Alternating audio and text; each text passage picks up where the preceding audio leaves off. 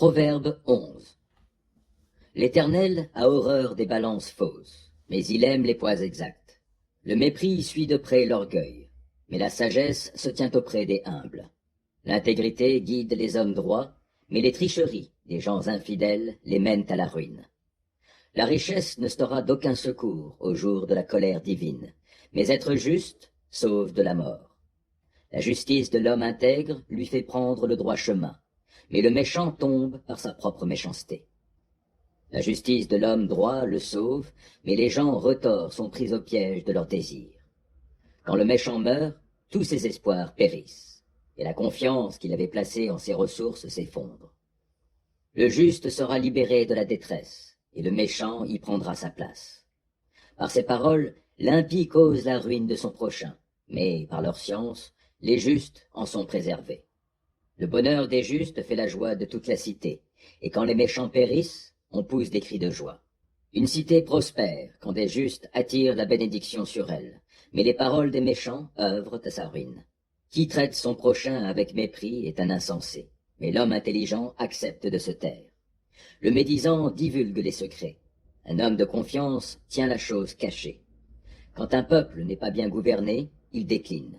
Le salut se trouve dans le grand nombre des conseillers.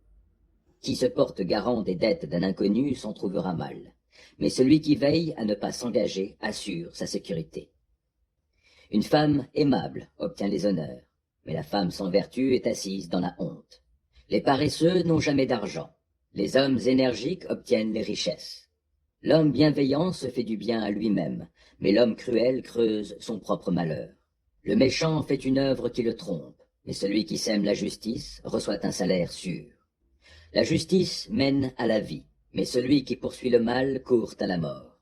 L'Éternel a horreur de ceux qui ont le cœur tortueux, mais il accorde sa faveur à ceux qui se conduisent de façon intègre. Vous pouvez en être sûr. En fin de compte, le méchant n'échappera pas au châtiment, alors que les justes seront sauvés. Une femme belle et dépourvue de bon sens est comme un anneau d'or dans le groin d'un porc. Toutes les aspirations des justes tendent vers le bien, mais tout ce que les méchants peuvent espérer, c'est la colère.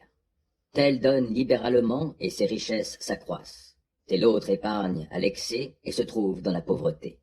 Qui répand la bénédiction connaîtra l'abondance. Qui donne à boire aux autres sera lui-même désaltéré.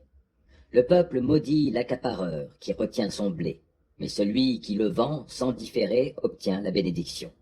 Qui recherche assidûment le bien s'attire la faveur, mais qui poursuit le mal tombera dans les griffes du mal.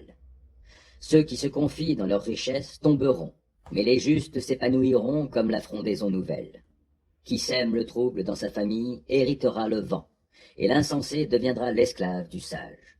Le fruit que porte le juste est un arbre de vie, et celui qui est sage gagne les cœurs. Déjà ici-bas, le juste reçoit sa rétribution, à plus forte raison, le méchant et le pécheur.